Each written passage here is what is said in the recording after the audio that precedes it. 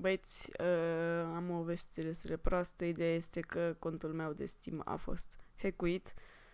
Da, ați auzit bine, nu o să mai vină episoade sau live-uri de CS prea curând, pentru că contul meu de CS a fost hackuit, pe scurt.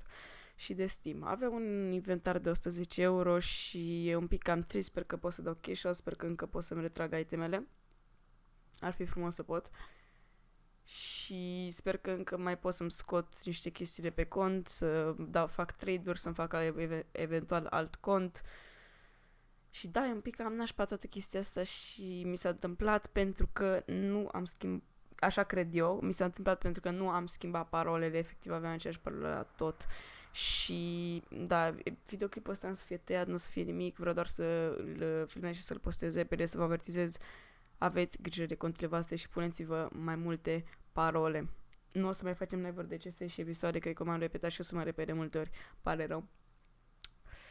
Și este de tristă situația asta. Dacă vreți să mă ajutați, nu uitați de un like, subscribe, dacă, nu știu, vreți să mă ajutați să trec peste chestia asta și noi să ne revedem la un alt episod.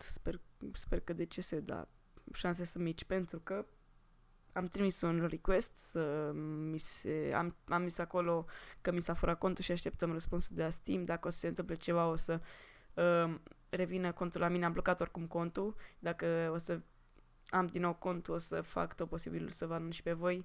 Și da, noi o să ne revedem la episodul următor.